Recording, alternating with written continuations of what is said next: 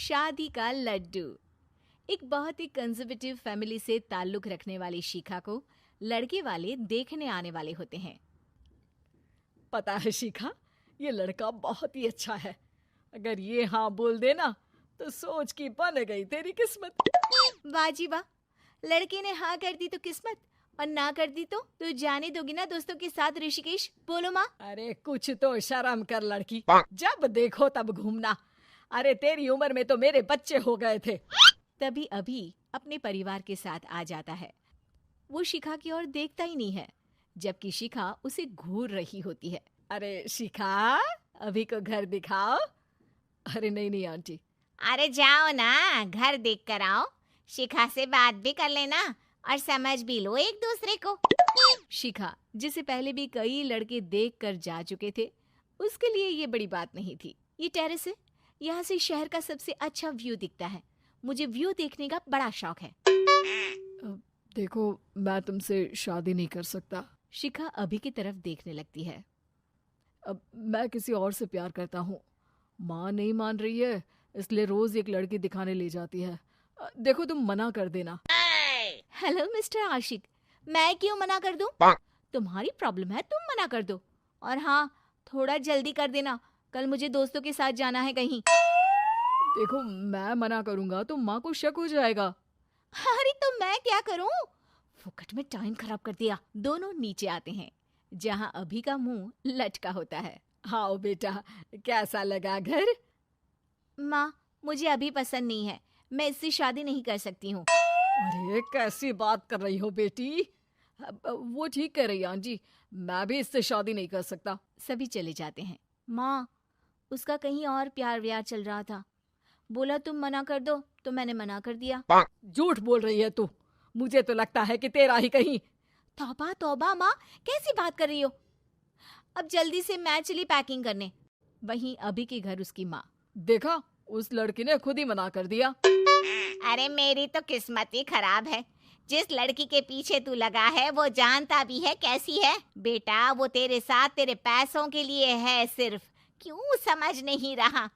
शिखा जैसी लड़कियां जिस घर की बहू बनेगी उजाला करेगी घर में। लेकिन माँ, रिमी भी अच्छी लड़की है, एक बार मेरे कहने पर मिल तो लो उससे। ले आना कल। अभी खुश हो जाता है और अगले दिन रिमी को लेकर माँ के पास पहुँचता है। पता है रिमी, कल माँ फिर एक लड़की को दिखाने ले गई थी। मैंने तो उस लड़की से साफ कह दिया कि मैं किसी और से प्यार करता हूँ। तुम्हारी माँ की उम्र हो रही है, लेकिन समझ नहीं आता, ना खुद चैन लेगी ना लेने देगी।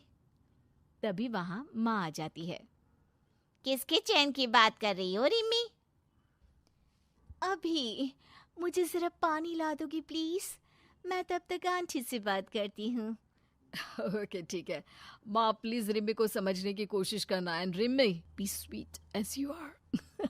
अभी चला जाता है, लेकिन फिर वो किसी काम से वापस माँ के पास आता है, जहाँ उसके कान में रिम्मी की आवाज पड़ती है। देख बुढ़िया, तुझे सास बनवाने का मुझे कोई शौक नहीं है, लेकिन करो क्या, तेरे बेटे से मोटी पार्टी को समझ में नहीं आ रही है। तभी वहाँ अभी आ जाता है। ये कैसे बात कर रही है तू मेरी माँ से? चिल्लाओ मत, मैं किसी की ऊंची आवाज नहीं सुन सकती। माँ, आप इस लड़की के बारे में सच बोल रही थी, निकल जाओ मेरे घर से। रिम्मी के जाने के बाद माँ, मैं इसे बहुत अच्छी लड़की समझता था, लेकिन कोई बात नहीं बेटा, परेशान ना हो, तू जा कहीं घूम कर आ। अब क्या, एक और शिखा निकली ऋषिकेश के लिए तो अभी भी वहीं आ जाता है और दोनों का आमना सामना हो जाता है। अरे तुम यहाँ, क्या बात है? कहाँ है तुम्हारी वो दोस्त? अब वो तो वही है, मैं तो बस अकेला ही आ गया। ओह, तो तुम हमारे ग्रुप के साथ आ जाओ ना, अगर तुम्हारी वाली को बुरा ना लगे तो। अभी को अब शिखा के मुंह से ये बात पसंद तो नहीं आती है, लेकिन बेचारा कहता भी तो क्या। हाँ, अब क्या, शिखा के साथ बिताए 2 दिन में ही अभी को उससे प्यार हो जाता है। तुम कितना रसीला गाना गाती हो। वैसे तुम भी कम अच्छा नहीं गाते। हाँ, कॉलेज में स्टेज पर गाता था। वहीं से तुमको प्यार भी हुआ होगा। वैसे तुम बहुत डेडिकेटेड हो। देखो, मैं अब उस रिश्ते में नहीं हूँ। और अभी शिखा को सारी बात बता देता है। अरे ये क्या बात हुई? ऐसे तो फिर मैं ही अच्छी रही जो इन सब चक्करों में पड़ी ही नहीं। हाँ, ये तो है, तुम तो अच्छी हो ही। तो क्या मैं घर आकर बात कर सकता हूँ तुम्हारी मम्मी से हमारी शादी की? शिखा को भी अभी पसंद आ गया था। वो शर्मा जाती है। घर आकर अभी माँ से सारी बात करता है और शाम को सभी शिखा के घर जाते हैं, जहाँ दोनों की शादी तय हो जाती है। राजेश अपनी भाभी नीलम का लाडला था। नीलम भी राजेश को अपने बेटी की तरह प्यार करती थी। राजेश, लखनऊ वाले मामा जी ने तुम्हारे लिए एक बहुत अच्छा रिश्ता बताया है। लड़की बहुत अच्छी है, अब तुम शादी कर लो।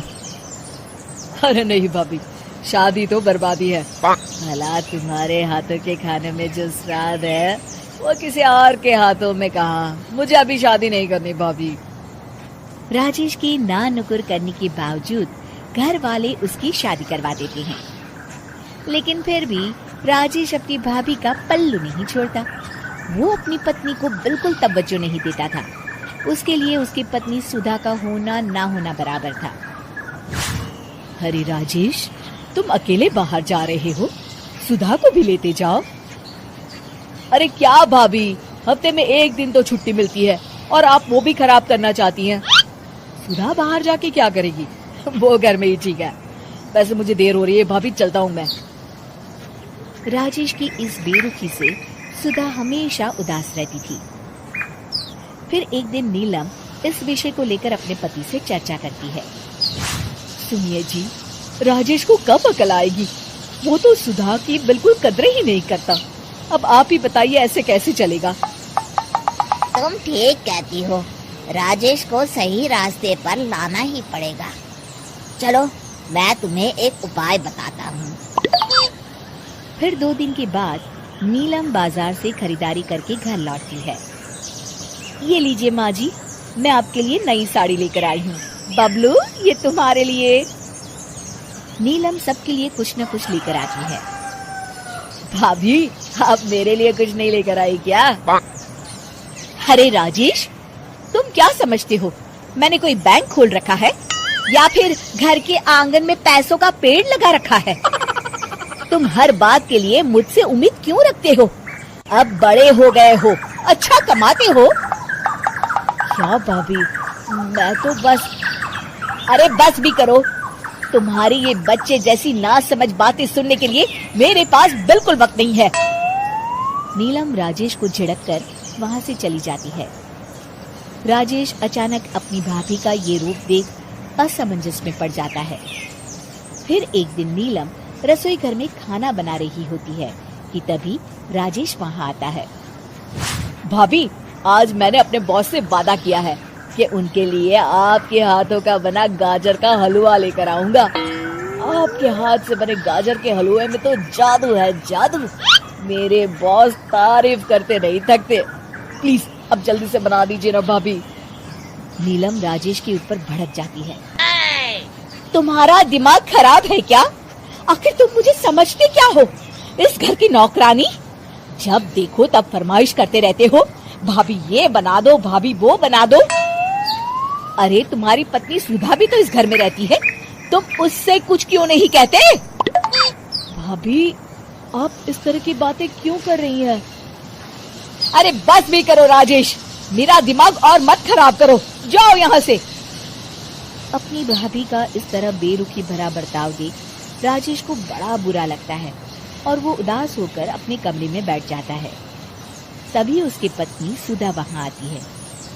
क्या हुआ जी, आप इस तरह उदास क्यों बैठे हैं? राजेश अपनी पत्नी को सारी बात बताता है। राजेश की बात सुनकर सुधा मुस्कुरा के कहती है, बस इतनी सी बात। चलिए जी, मैं आपके बॉस के लिए गाजर का हलवा बना देती हूँ। अरे छोड़ो, तुमसे नहीं हो पाएगा, रहने दो। आप तो बस देखते जाइए जी, अभी आती हूँ मैं। थोड़ी देर के बाद सुधा हलवा बना के राजेश को देती है। फिर राजेश अपने ऑफिस चला जाता है। शाम को जब राजेश घर आता है तो खुशी के मारे अपनी पत्नी सुधा को गले लगा लेता है। अरे वाह सुधा, तुमने तो कमाल कर दिया। सच में क्या स्वादिष्ट हलवा था। मेरे बॉस बहुत तारीफ कर रहे थे और इस हफ्ते घर आ रहे हैं तुम्हारे हाथों का खाना खाने। और इतना ही नहीं, उन्होंने मेरा प्रमोशन भी कर दिया है। सच? हाँ, मुझे माफ कर दो सुधा, आज तक मैं तुमसे गैरों की तरफ पेश आता रहा। अरे ये कैसी बातें कर रहे हैं जी, मैं तो आपकी पत्नी हूँ। धीरे धीरे राजेश अपनी पत्नी के साथ पूरी तरह घुल मिल जाता है और अपना ज्यादातर समय सुधा के साथ बिताने लगता है और उसकी हर छोटी मोटी जरूरतों का ख्याल भी रखता है। ये देख राजेश के भैया और भाभी बहुत खुश होते हैं। फिर एक दिन राजेश और सुधा बाहर से घूम कर आते हैं। राजेश, सुधा के प्रति तुम अपनी जिम्मेदारी समझो, इसीलिए मैंने तुम्हारे साथ ऐसा बर्ताव किया था। अगर तुम्हें मेरी किसी बात का बुरा लगा हो तो मुझे माफ कर देना। अरे अरे भाभी, ये क्या कह रही हैं? मैं जानता हूँ आप तो मेरे लिए हमेशा अच्छा ही सोचोगी। आखिर आप वर्ल्ड की बेस्ट भाभी जो है।